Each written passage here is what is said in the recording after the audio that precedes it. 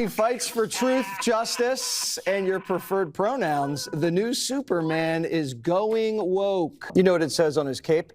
MS-13. You know, maybe if they stopped acting like Nazis, we would stop calling them Nazis. After Hitler invaded Poland, but before the US entered the war, the United Press published this article in 1940 when Superman was just 2 years old. Das Schwarzkopf, organ of Adolf Hitler's elite SS Guard, today denounced the American comic strip Superman, drawn by Jerry Siegel and Joe Shuster.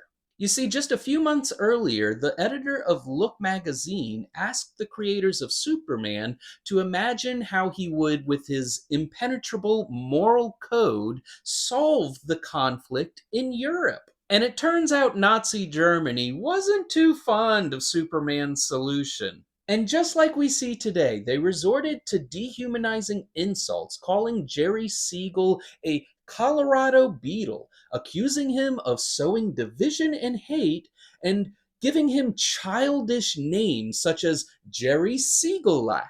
But instead of accusing Jerry Siegel and Joe Shuster of being MS-13, the Nazis accused them of being Jewish. Which, to be fair, they were. And in 1981, Jerry Siegel explicitly said that Superman's creation was in reaction to the rise of fascism around the world, saying, "I felt that the world desperately needed a crusader, if only a fictional one."